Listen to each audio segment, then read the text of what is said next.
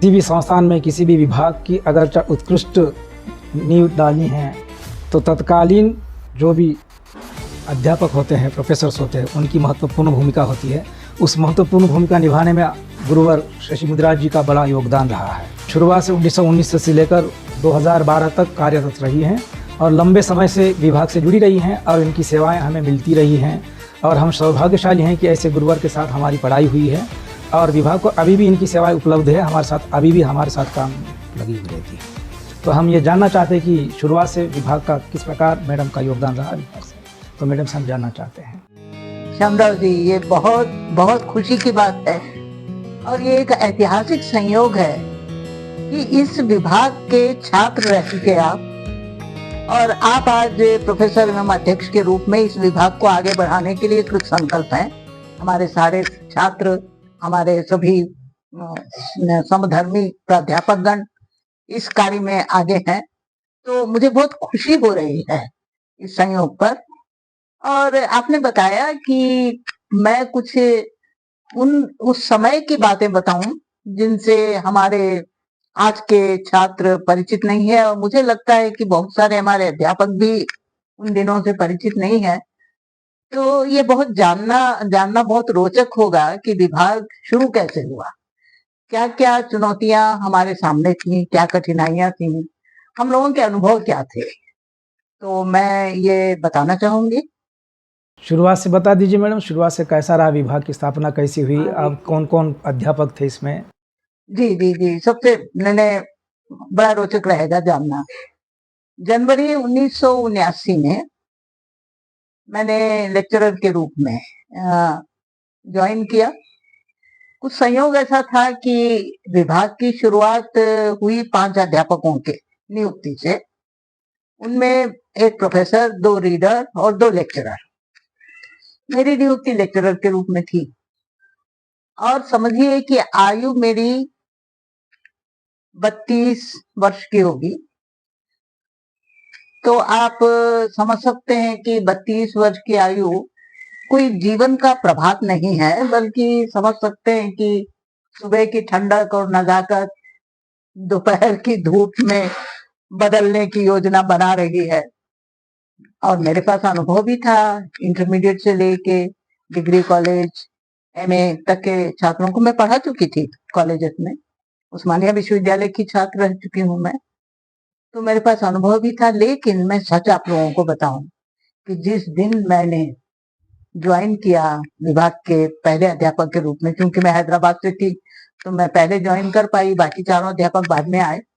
वो चारों अध्यापक में सबसे पहले तो प्रोफेसर चंद्रभान रावत जी विभाग के अध्यक्ष के रूप में, उसके बाद बाद में प्रोफेसर बने, उस समय डॉक्टर विजेंद्र नारायण सिन्हा जी रीडर के रूप में, डॉक्टर वेंकट रमन राव रीडर के रूप में, मैं लेक्चरर के रूप में, डॉक्टर नूरजहां बेगम लेक्चरर के रूप में, हम 5। और प्रोफेसर चंद्रभान रावत जी का सुयोग्य नेतृत्व था। खैर वो बात की बात है। जब मैंने ज्वाइन किया, मैं आपको बता रही थी कि मेरे जीवन का तो नहीं, मेरे आयु की दृष्टि से तो नहीं, अनुभव की भी दृष्टि से नहीं, लेकिन मैं बता सकती हूँ कि ये मेरे जीवन का एक स्वर्णिम प्रभात था। एक स्वर्ण काल शुरू हुआ कि केंद्रीय विश्वविद्यालय का हिंदी विभाग हैदराबाद, उस समय के संयुक्त आंध्र प्रदेश की राजधानी हैदराबाद, उधर पीछे खड़ा हुआ है उस्मानिया विश्वविद्यालय, ऐतिहासिक चुनौती देते हुए, जहां से हम लोग पढ़ के निकले हैं। दक्षिण भारत हिंदी प्रचार सभा जैसी संस्थाएं, हिंदी प्रचार सभा जैसी राष्ट्रीय महत्व की संस्थाएं हैं, उन सबके बीच में हिंदी के क्षेत्र में कुछ कर दिखाने का मौका भी है और चुनौती भी है। वैसे में जब मैंने ज्वाइन किया तो मेरे लिए बहुत ही याद रखने योग्य बात थी। खैर, तो मैं बताना चाहूंगी कि हमारे विभाग का के आगे कई महत्वपूर्ण काम थे शुरू करने। आपने कहा ना कि हम कैसे हम लोगों ने शुरुआत की, तो चूंकि जनवरी में शुरू हुआ था तो पढ़ाने वाला सत्र तो जुलाई से होता है, तो जनवरी से जून जुलाई तक हम लोगों के पास काम था। काम क्या था? लाइब्रेरी बनाना। एक भारी भरकम राशि आवंटित हो चुकी थी, लेकिन उसके लिए पुस्तकें खरीदना तो प्रोफेसर रावत जी, वेंकटरमण राव जी, विजय नारायण सिन्हा जी जैसे अनुभवी लोग थे पुस्तकों का चयन करने के लिए, मंगवाने के लिए। हम बस सीख रहे थे, हमारी सीखने की स्थिति थी, सीख रहे थे तो पुस्तकालय बना। सिलेबस आप लोगों को पता होगा कि जो सिलेबस आज आप लोग पढ़ रहे हैं, जो बहुत ज्यादा रूप बदल चुका है, बहुत परिवर्तित हो चुका है, कई नए आरंभ हो चुके हैं और कई विकास हो चुके हैं इसमें। लेकिन उस समय जो सिलेबस जो विशेषज्ञ समिति ने बनाई थी सिलेबस, उस सिलेबस में कई नए कोर्सेस थे। हम लोगों के लिए वो नया था, हम लोगों के लिए, विशेषकर मेरे लिए। मैं प्रोफेसर विजय नारायण सिन्हा जी या चंद्रभान रावत जी की बात नहीं कर रही हूँ, वो लोग अनुभवी थे, जैसे वेंकटरमण राव जी भी। लेकिन मेरे लिए कुछ, जैसे उदाहरण के लिए साहित्य का समाजशास्त्र विषय ने तो व्यक्तिगत रूप से मेरे जीवन की अध्ययन की दिशा निर्धारित कर दी। कई बार मैं सोचती हूँ कि हमें ये नहीं सोचना चाहिए कि विभाग के लिए हमने क्या किया ना, हम लोग कुछ नहीं है, विभाग ने हमको क्या दिया ये हमको सोचना चाहिए। मैं अपने ही उदाहरण से बताऊं कि मेरा पीएचडी का विषय था छायावाद में कवि की आत्माभिव्यक्ति। तो कवि के आत्माभिव्यक्ति में साइको सोशियोलॉजिकल स्टडी तक मैं पहुंची थी, लेकिन जब मैंने सोशियोलॉजी ऑफ लिटरेचर पढ़ा तो उसके आधार पे बाद में 1988 में मैंने डिलीट किया छायावाद का समाजशास्त्र। तो इस तरह से ये हिंदी विभाग, अब आप लोगों ने जानना चाहा है कि विभाग की शुरुआत की स्थितियां क्या थी। आप लोगों को जानने में रुचि होगी कि हम लोगों ने शुरुआत की जो गोल्डन थ्रेशोल्ड, जिसको हिंदी में अनुवाद करेंगे सुनहरी चौखट, है ना, सुनहरी चौखट कहिए, सुनहरी देहरी कहिए। तो श्रीमती सरोजनी नायडू जी का अपना भवन था वो, उनके पति मेजर नायडू जी फिजिशियन थे, तो उनका भवन हमारे विश्वविद्यालय को दिया गया कोर्सेस करने के लिए, चलाने के लिए।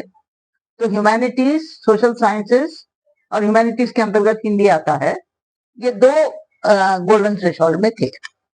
वही कक्षाएं होती थी, वहीं हम लोग बैठते थे। और समझिए कि शहर के बीचों बीच एबिट्स, हमारे आज के बच्चे जानते हैं नहीं है, अगर कभी नहीं तो जरूर एक बार जाइए। आज भी गोल्डन थ्रेशोल्ड तो हमारी अपनी यूनिवर्सिटी वहां पर है, वो समझ लीजिए कि वो शहर वाला ऑफिस है, कैंपस है जी जी, वो जो है तो वहां पर वो है। और वहां हम लोगों ने शुरुआत की और 1986 तक हम लोग वहीं थे।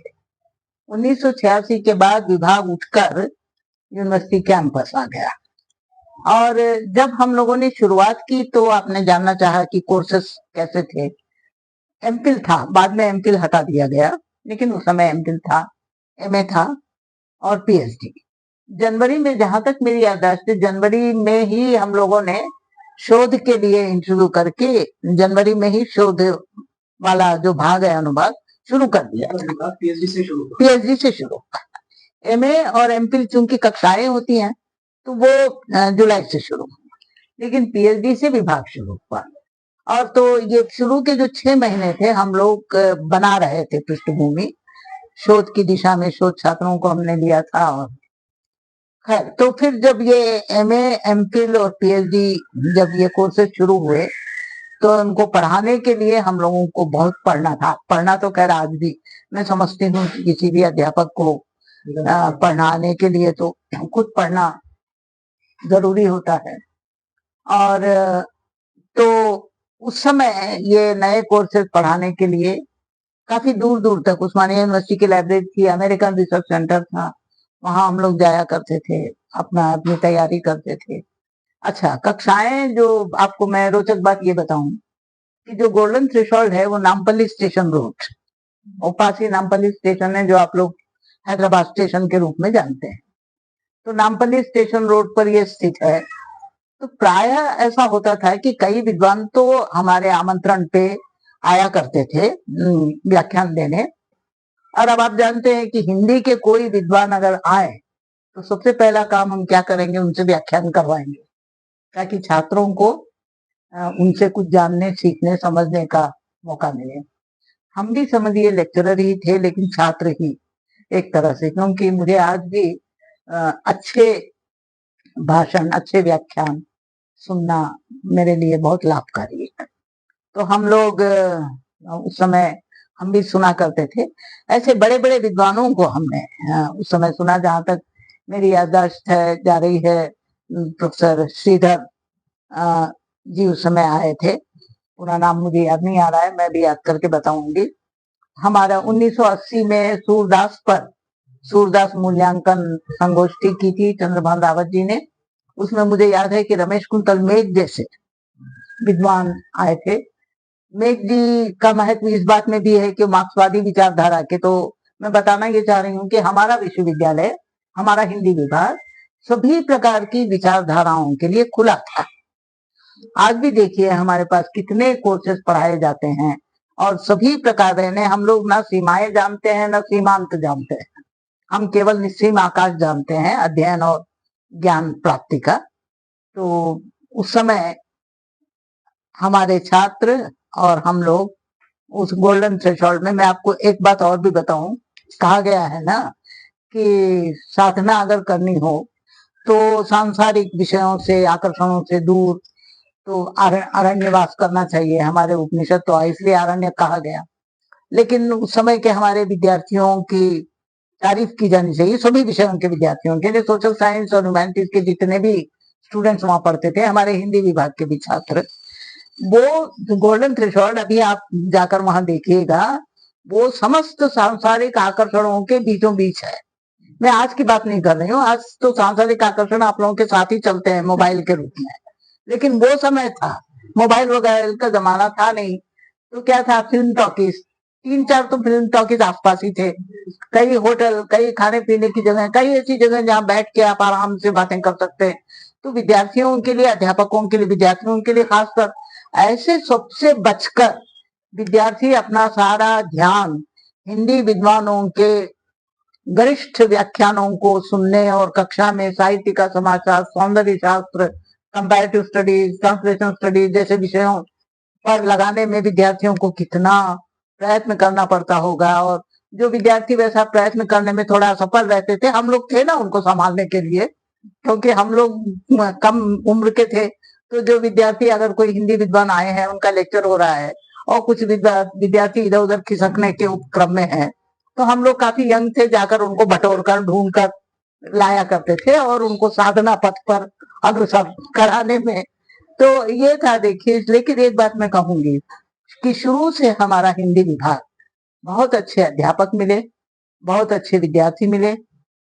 वेणुगोपाल जी, हमारे आज के विद्यार्थियों को पता होगा, वेणुगोपाल जैसे नामी चिंतक और कवि स्वर्गीय हो चुके हैं वो, उन्होंने हमारे यहाँ से शोध किया था और कई ऐसे ख्याति नाम व्यक्तित्व हमारे पास से निकले हैं। तो उस समय खास तौर पे गोल्डन थ्रेशोल्ड में जो बादल सरकार वहां आए थे, बादल सरकार का तो नाम आप लोग जानते हैं। और बादल सरकार, मैं खास तौर पे बात बताना चाहती हूँ कि किसी व्यक्ति के व्यक्तित्व से नहीं, उसकी गुणवत्ता से उसका मूल्यांकन करना चाहिए। ये मेरे अपने अनुभव में ऐसे आया कि मुझे याद है बादल सरकार को बुलाया था। और मैं ये भी बताना चाहूंगी कि प्रोफेसर रामचंद्र गांधी जैसे फिलोसफी में उस समय गोल्डन थ्रेशोल्ड में पढ़ाते थे, तो बादल सरकार को आमंत्रित किया गया हिंदी विभाग की ओर से भी, और दूसरे विभाग में मिले हुए थे, क्योंकि वो तो नाटक के आदमी हैं। बादल सरकार जब सामने बोलने के लिए खड़े हुए, तो उनका व्यक्तित्व, यानी मैं अपना व्यक्तिगत अनुभव बता रही हूँ कि कैसे मैंने सीखा कि कैसे आदमी का मूल्यांकन कैसे करना चाहिए। तो देखा कि दुबले पतले से, छोटे से, चेहरा मोहरा भी एकदम, इन्होंने इतने बड़े बड़े नाटक लिखे, निर्देशित किए कि आप क्या, मुझे आश्चर्य हो रहा था जब उन्होंने बोलना शुरू किया। आपको हम क्या बताएं, उस अत्यंत ही क्षीण काय, अत्यंत दुर्बल, अत्यंत सामान्य से व्यक्तित्व के भीतर से ऐसी प्रतिभा की किरणें प्रस्फुटित होने लगी। तब लगा कि हाँ, प्रतिभा को देह धर्म की आवश्यकता नहीं होती है। प्रतिभा जो है वो शारीरिक सौष्ठव की अनुगामी नहीं होती है, वो सहज स्फूर्त होती है। तो ऐसी बहुत सारी बातें हम लोगों ने वहां सीखी। और हमारे अध्यापकों में प्रोफेसर चंद्रभान रावत जी मध्यकालीन साहित्य के विशेषज्ञ थे, प्रोफेसर विजय नारायण सिन्हा जी वे वक्रोक्ति सिद्धांत और छायावाद पर उनका काम हुआ। वेंकटरमण राव जी तेलुगु साहित्य और हिंदी साहित्य के विद्वान थे और हम तो अभी पढ़ रहे थे, सीख रहे थे। इसके बावजूद थोड़ी मैंने दिशा पकड़ ली थी कि मुझे साहित्य के समाजशास्त्र में काम करना है। मैं पढ़ाती भी वही थी और उर्दू विभाग के वहाँ प्रोफेसर ज्ञानचंद जैन इस समय वो पढ़ाया करते थे। Professor Ramchandra Gandhi ji philosophy department के थे। सोशल साइंसेस के सारे पॉलिटिकल साइंसेस वगैरह में भी वहाँ पर बड़े बड़े अध्यापक उस समय नामी व्यक्तित्व थे। विभाग में भी बहुत सारे लोग आया करते थे अगल बगल से, कोई दक्षिण भारत हिंदी प्रचार सभा, हिंदी प्रचार सभा, उस्मानिया विश्वविद्यालय, सब, क्योंकि केंद्रीय जगह होने के कारण। उसके बाद 1986 में विभाग कैंपस में स्थानांतरित हुआ और हमारे विद्यार्थी सही ढंग से अरण्य में आ गए अकादमिक पथ पर अग्रसर होने के लिए, क्योंकि उस समय भी ये मोबाइल और ये सारा कुछ नहीं था। तो विद्यार्थियों को सिवाय पढ़ने लिखने के और कुछ नहीं, क्योंकि जाते भी कहाँ जाते, जंगल ही जंगल है और ज्यादा जंगल है। आप भी तो श्यामराव जी उसी में वही पढ़ चुके हैं, तो आप कहीं हर ओर से मन लगाना ही है और लगाया। हमारे एक से एक बढ़ के हमारे यहाँ के विद्यार्थियों की उपलब्धि है। विभाग का सिलेबस एक बात, विभाग का सिलेबस बहुत उम्दा सिलेबस है। इसको बनाने में किन की भूमिका महत्वपूर्ण? बताई विभाग का जब सिलेबस हमने देखा, प्रोफेसर नामवर सिंह जेएनयू के, उन्होंने ये हमको तो यही जानकारी है, पूरे का पूरा पैटर्न उसका जेएनयू का पैटर्न, और आप देखते हैं कि आज भी वही सिलेबस चल रहा है। उसमें अनेक परिवर्तन हो चुके हैं, कई नए ज्ञान विज्ञान की शाखाएं खुली हैं। तो प्रोफेसर नामवर सिंह ने वो सिलेबस बनाया था और पूरी टीम थी। और बाद में नामवर जी बराबर आया करते थे, निर्मला जैन आती थी, अपना रमेश कुंतल मेघ आते थे, सुधाकर पांडे जैसे विद्वान भी वहां आया करते थे। तो इन सबका हमको साथ मिला। विभाग में हम 500 के बाद छठी जो नियुक्ति हुई वो सुभाष कुमार जी की थी। सुभाष जी 1986 में वे रीडर के रूप में आए थे और सुभाष जी का आना सचमुच विभाग के लिए उपलब्धि था, क्योंकि हम 5 तो थे ही और सुभाष जी की विशेषज्ञता के बारे में तो श्यामराव जी आप ज्यादा जानते हैं, आपके गुरु, आपने काम किया, दोनों के साथ काम किया जी, तो आपको तो बहुत अच्छा साथ मिला। और मैंने अपना डीलिट साहित्य का छायावाद का समाजशास्त्र 1988 में मेरा डीलिट कंप्लीट हुआ। तो इन सब के साथ के कारण सबसे हम पूछा करते थे, बात किया करते थे। सुभाष जी के बाद ही रामुलु आए थे? जी, लगभग सुभाष जी के साथ, सुभाष जी के बाद डॉक्टर CH रामुलु आए। रामुलु जी दुर्भाग्यवश अधिक दिन नहीं रह पाए, वो उनका जल्द ही देहांत हो गया। और उसके बाद और अध्यापकों की नियुक्ति हुई, जैसे सच्चिदानंद चतुर्वेदी जी हैं, गजेंद्र पाठक जी हैं, आलोक पांडे जी हैं, गरिमा श्रीवास्तव हैं, ये सभी बाद में आए, CH अन्नपूर्णा जी हैं सभी। और विद्यार्थियों के बारे में मैं विशेष रूप से बताना चाहूंगी। सबसे पहले तो मैं कुछ नए आरंभ के बारे में बताना चाहूंगी, क्योंकि देखिए एकेडमिकली होता क्या है, अगर आप एक सुदीर्घ यात्रा के पथिक रह चुके हैं, क्योंकि मेरी यात्रा आपने बताई कि 1979 से 2012 तक एक लंबा समय, तो उसमें कई आरंभ हुए। जैसे हमारे यहाँ पहले केवल एमए हिंदी साहित्य था, तो एमए प्रयोजन मूलक हिंदी यह खुला। ये जो आईजी क्या है आपने बताया था, एमए डिग्री और इंटीग्रेटेड कोर्स भी उसी समय आरंभ हुआ। विभाग के इतिहास में मुझे याद है कि 2007 के समय हम लोगों ने एक आदिवासी साहित्य विमर्श पर एक सेमिनार किया था, जिसमें हरिराम मीणा जैसे लोगों को बुलाया था। वो भी विभाग के लिए एक नई शुरुआत थी, क्योंकि दलित और आदिवासी साहित्य, मुझे याद आ रहा है कि सुभाष जी वगैरह जैसे लोगों के प्रयत्नों से और उनके सहभागिता से स्त्री अध्ययन, अनुवाद अध्ययन, दलित अध्ययन, आदिवासी साहित्य अध्ययन जैसे अधुनातन विषयों पर विभाग में नए कोर्सेज बने। यानी वो जो पुराना सिलेबस था वो तो था ही, लेकिन उस कलेवर में हम लोगों ने और वृद्धि की।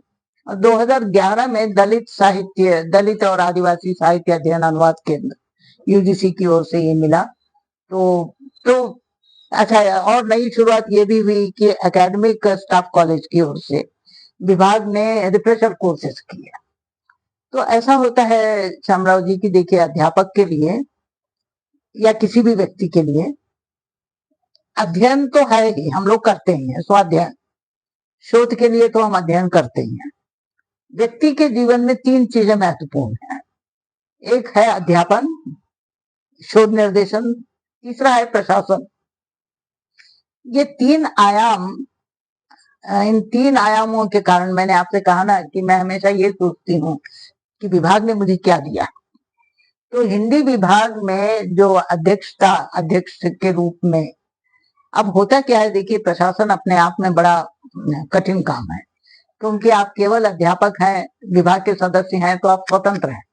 लेकिन जहां आप अध्यक्ष बने, आप टेबल के इधर आ गए, आप अकेले वहां शोभायमान हो रहे हैं और बाकी सारे लोग आपको जो घेरे हुए हैं वो अनेक प्रकार के विचारों से भीतर भीतर आंदोलित है। वो विचार कहाँ आपके लिए क्या सोचा जा रहा है, क्या कहा जा रहा है, लेकिन आपका काम है कि सभी को समेट कर साथ लेकर चलना। विभाग से पहली बार वेंकटरमन राव जी विदेश गए, उसके बाद आप गए, फिर सुभाष जी गए, उसके बाद तो लगातार लोग जाते रहे हैं। तो विदेश में हमारे विभाग की क्या छवि है और आपने क्या क्या अनुभव किया? ये आपने बड़ा अच्छा बताया कि विभाग ने अपनी सीमाएं तोड़ी। अभी प्रोफेसर वेंकटरमन राव जी त्रिनिदाद के लिए उनका चयन हुआ, सुभाष कुमार जी भी त्रिनिदाद ही गए और मेरा चयन हुआ वार्षा विश्वविद्यालय पोलैंड के लिए। बाद में उसी जगह हमारे सच्चिदानंद चतुर्वेदी जी उसी वार्षा विश्वविद्यालय गए, बाद में रविरंजन जी भी वहीं गए, हम 3 वहां गए। और हमारे professor V Krishna ji Sophia Bulgaria गए और वो बेल्जियम भी गए, ब्रसल्स भी गए, कृष्णा जी 2 जगह गए। तो बाहर जो हमारे यहाँ के अध्यापक बहुत सफल हुए बाहर पढ़ाने में। अपने घर में तो हम लोग कुछ भी उठा पटक कर लें, कौन पूछता है, असली कसौटी। प्रोफेसर सदाजू जी ने रशिया में, सदाजू जी का योगदान यह है कि वो प्रशासन में बहुत निपुण है। सदाजू जी अध्ययन अध्यापन एकेडमिक रूप से तो बहुत स्ट्रांग है, लेकिन प्रशासन भी बहुत अच्छे है। तो वह पता नहीं रूस वालों को कैसे पता चल गया, सदाजू जी जब गए तो उनको केवल अध्यापन नहीं करना था, वहां की एम्बेसी ने उनको थोड़ा सा प्रशासन वाला हिस्सा भी दे दिया और इतना अपने आप को साबित किया सदाजू जी ने अपनी योग्यता को। और इस सबसे होता क्या है श्यामराव जी, आप जिस भूमि से आए हैं, जहां से आप उठे हैं, जिस विभाग जिस विश्वविद्यालय से आप आए हैं, उसका नाम होता है। तो कोई भी संस्था को बनाने में व्यक्तियों का योग रहता है, लेकिन संस्था भी व्यक्तियों को बनाती है। तो अच्छा, आप जानना चाहेंगे कि छात्रों में क्या मैं परिवर्तन देखती हूँ। एक बात तो है कि उस समय भी हमारे छात्र लाइब्रेरी में बराबर लाइब्रेरी में लगे रहते थे, क्योंकि अध्यापक भी लाइब्रेरी में रहते थे। तो अध्यापकों का अनुगमन कहीं न कहीं छात्र करते हैं। और आज के परिवर्तित समय में भी मैं मानती हूँ कि हमारे छात्र टेक्निकल दृष्टि से, कई दृष्टियों से हमसे बहुत आगे हैं, बहुत ज्यादा जानते हैं। लेकिन इस सबके बावजूद खास तौर पे हमारे हिंदी विभाग के, और जहां तक मुझे मैं समझती हूँ तेलुगु और उर्दू विभाग, ये जो भारतीय भाषाओं के एक भारतीयता का संस्कार है, गुरु का महत्व, चाहे कंपैरेटिव स्टडीज लीजिए, ट्रांसलेशन स्टडीज लीजिए, ये जो हमारे एक भारतीय संस्कार हैं कि गुरु को हमेशा आगे रखे, वो संस्कार हमारे आज के बच्चों में भी है। तो मैं जानती हूँ कि वो लोग बहुत पढ़ते हैं, मुझे बहुत खुशी होती है और बहुत कुछ नया नया जानते हैं। यानी आपको मैं बताऊं श्यामराव जी, हाल में एक सेमिनार हुआ था जिसमें, खैर मैं तो, आप लोगों ने, मैं बहुत हमेशा मुझे विभाग से जोड़े रखा, तो वहाँ जरूर जरूर आप लोग काम कीजिए। तो वहां मैंने मंच पर से कोई एक कविता पढ़ी थी, उर्दू के शेर था और उसके शायर का नाम मैंने गलत बता दिया था। तो बाद में एक लड़की ने मुझे मिलकर कहा कि मैडम वो फला शेर उनका नहीं है, मैंने फिराक गोरखपुरी का बताया था, वो किसी और का था, अभी याद नहीं आ रहा है नाम। मुझे इतनी खुशी हुई, उस लड़की ने मुझे ये बताया, मैं आपको ये तथ्य बता रही हूँ, उस लड़की ने मुझे ये बताया कि मैडम उर्दू डिपार्टमेंट के छात्र लोग भी हिंदी विभाग में सुनने आते हैं और हम लोगों का आदान प्रदान चलते रहता है, तो वहां से वो लोग आपको भी सुनते हैं। मैंने कहा कि सबसे पहले आप अपने साथियों से मेरी ओर से माफी मांगिए। कि क्योंकि गलत मैंने इन्फॉर्मेशन दी, मुझे नहीं बोलना चाहिए था। लेकिन मेरी अपनी जानकारी बढ़ी, मैं किसी और का समझ रही थी, किसी और का निकला हो, कोई बात नहीं। लेकिन मुझे खुशी इस बात की हुई कि हमारे छात्र विश्वविद्यालय के कई अनेक विभागों से जुड़े हुए हैं, पढ़ते हैं कई अनेक प्रकार के शास्त्र और बहुत कुछ जानते हैं, हमसे आगे भी जानते हैं। वो जानना चाहिए भी, आप लोग ज्यादा सक्रिय हैं। तो विभाग में फिर मैं आपको एक और शुरुआत बताना चाहूंगी दलित आदिवासी अध्ययन के अनुसार के अलावा, और भी अभी आपने बताया कि पर्यावरण इत्यादि कई नए विषयों में पढ़ाई अभी चल रही है, और प्रयोजन मूलक हिंदी और हिंदी साहित्य अध्ययन वाला दोनों एक हो गए हैं ना। अच्छा, प्रवासी साहित्य भी एक विषय आ गया है। तो देखिए, इतिहास की बातें तो इतिहास के साथ जाती हैं, लेकिन देखना ये रहता है कि आप आज क्या कर रहे हैं, क्योंकि कल आप क्या करेंगे वह इसी पर निर्भर करता है। तो इसीलिए आप ज्यादा अच्छी तरह से बता सकेंगे श्यामराव जी कि आज आपके विद्यार्थी, आप विभाग में आपके अध्ययन अध्यापन के जो प्रोग्राम है वो आज किस स्थिति में है। आज हमारे विद्यार्थी मल्टी डायमेंशनल सोचते हैं। हम केवल साहित्य से जुड़े हैं, लेकिन वो टेक्नोलॉजी में भी माहिर है। जो टेक्नोलॉजी हम नहीं जानते वो हमको सिखाते हैं, इसलिए हम गर्व करते हैं कि हमारे विद्यार्थी हमसे भी टेक्नोलॉजी में आगे है। तो हम उसकी प्रशंसा भी करते हैं, हम उनसे सीखते भी हैं। तो ये खूबी है विभाग के विद्यार्थियों की आजकल की। बिल्कुल सही, यही तो है, अधुनातन होते जाना, अद्यतन, नए से नया बनते जाना। तो आपने एक बात बड़ी अच्छी मुझसे अलग से बातचीत में भी आप कही थी कि विभाग को मैंने बनते हुए देखा है। मैं बहुत खुश हूं कि बनते हुए, किसी भी बात को बीतते हुए एक प्रक्रिया है, और उस प्रक्रिया की मैं साक्षी रही हूं, उस प्रक्रिया का हिस्सा मैं नहीं हूं। बीतते हुए अलग बात है, बीत जाना अलग बात है। और मैंने आपको ये भी बताया कि अध्यापक तब तक पूरा नहीं हो सकता जब तक प्रशासन का कार्य उसको ना दिया जाए। तो हमारे अध्यापकगण जितने भी विभाग के अध्यक्ष बने, सभी ने प्रशासन कार्य बहुत ही कुशलता से किया। तो प्रशासन में भी अपने को, मैंने डीनशिप तक भी हमारे लोग पहुंचे। Venkataraman Rao ji humanities, school of humanities के डीन थे, बाद में कृष्णा जी ह्यूमैनिटीज के डीन बने। तो प्रशासन में भी अपने सरराजू जी ने, हाँ, अपने आप को उन्होंने कहाँ तक किस ऊंचाई पे पहुंचे। तो हमारे विश्वविद्यालय, हमारे हिंदी विभाग में बहुत अच्छे छात्र, बहुत अच्छे विद्वान, बहुत अच्छे अध्यापक भी है। लेकिन एक बात मैं जरूर कहूंगी कि खुद पे गर्व करते हुए, क्योंकि कहीं ना कहीं जहां आप संतुष्ट हुए कि आपकी प्रगति वहीं खत्म हो गई, वो एक सबसे बड़ी चीज है। मुझे यहाँ पे बार बार एक बात याद आती है, कबीरा ये घर प्रेम का, खाला का घर नाही, शीश उतारे भुई धरे ता बैठे घर माही। इस सत्य का आभास मुझे तब हुआ जब मैं पहली बार अध्यक्षता मुझे मिली। मैंने बताया ना कि सभी तरह के लोग हैं, सबको साथ लेके चलना है। सबसे पहले ये ध्यान रखना है कि वे आपके सबॉर्डिनेट नहीं है, वे आपके साथी हैं। उसके लिए अपने हमको बाहर, कबीर ने कहा था कि बाहर रख के आओ शीश उतार, तो बाहर ही रखना है, तभी आप सबके साथ मिलके। मुझे यहाँ पे कुंवर नारायण की पंक्तियां, जब मैं विभाग के, अपने विश्वविद्यालय के, आप सबके बारे में सोचती हूँ, क्योंकि देखिए बहुत बड़ा हिस्सा तो हमारा कर्मस्थली में ही जाता है। कुंवर नारायण की बड़ी प्यारी पंक्तियां हैं। इतना कुछ था दुनिया में लड़ने झगड़ने के लिए, इतना कुछ था दुनिया में लड़ने झगड़ने के लिए, पर मन ऐसा मिला कि जरा से प्यार में डूबा रहा और जीवन बीत गया। तो ये जो जरा सा प्यार है, यह प्यार अपने काम से, अपने विभाग से, अपने लोगों से, अपने कर्तव्य से, अपने अधिकारों से, इस सब सारी संलग्नताओं के साथ जब आप जीते हैं तो जीवन बीत गया का मतलब है कि समय कैसे जा रहा है पता नहीं चलता है। समय को हम पकड़ नहीं सकते हैं, समय हमें पकड़ नहीं सकता है, दोनों बराबर गतिशील रहते हैं।